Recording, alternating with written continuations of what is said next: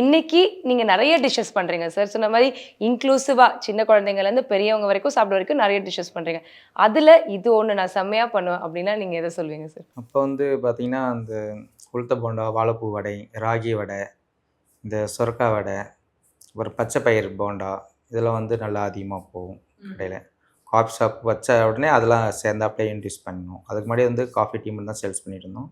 ஷாப்புன்னு வந்த பிறகு இந்த எல்லா ப்ராடக்ட்டும் அதில கொண்டு வந்தோம். ஒரு ப்ராடக்ட் இப்ப நீங்க பண்றதுல இது சூப்பரா இருக்கு. மக்களுக்கு திருப்பி திருப்பி கான்ஸ்டன்ட்டா வாங்கிட்டு இருக்காங்கன்னா, அது வந்து பார்த்தீங்கன்னா வந்து samosa, onion samosa, full fear onion samosa அது நெறையா போகும். ப்ளஸ் சொரக்கா வடை, ராகி வடைலாம் வந்து கன்டினியூவா வெயிட் பண்ணி கூட அத வாங்கிட்டு போவாங்க. அது நல்லாருக்குன்ட்டு. அதில வந்து ஒரு 5 நிமிஷம், 10 நிமிஷம்னா கூட 1/4 மணி நேரம் கூட வெயிட் பண்ணி வாங்கிட்டு ராகி வடைலாம் வாங்கிட்டு போவாங்க. வெயிட் பண்ணுவாங்க.